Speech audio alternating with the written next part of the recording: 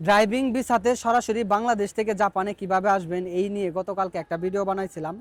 তো গাইজ দেখেন, মধ্যরাষ্ট্র থেকে আমাকে অনেকেই কমেন্ট করছেন, ভাই আমার ড্রাইভিং লাইসেন্স আছে, অনেকেই বলছেন ভাই আমার ড্রাইভিং লাইসেন্স নাই এবং আমার ড্রাইভিং লাইসেন্সের অনেক বছর অভিজ্ঞতা আছে, আমি কিভাবে জাপানে যাব। এই বিষয়ে কিন্তু আলোচনা করেছিলাম। আমি আরেকটু ক্লিয়ার করে বলি, অনেকে বলছেন কত টাকা লাগে। দেখেন, আমার মাধ্যমে যদি জাপানে আসতে চান ড্রাইভিং ভিসাতে, তাহলে মাত্র 3 লাখ টাকার বেশি কোনোভাবেই খরচ হওয়ার সম্ভাবনা নাই।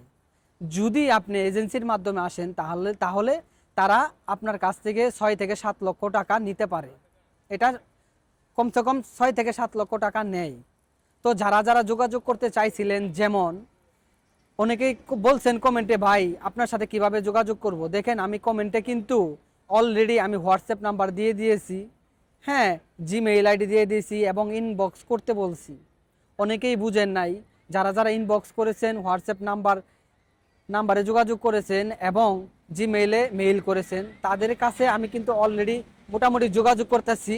যারা যারা জাপানে আসবেন ড্রাইভিং ভিসাতে বা অল্প খরচে এই সুমন ভাইয়ের মাধ্যমে আসবেন, কোনো আহামরি খরচ নাই, একদম অল্প খরচ, ইনশাল্লাহ সবাই আসবেন, যোগাযোগ করবেন। Bye bye.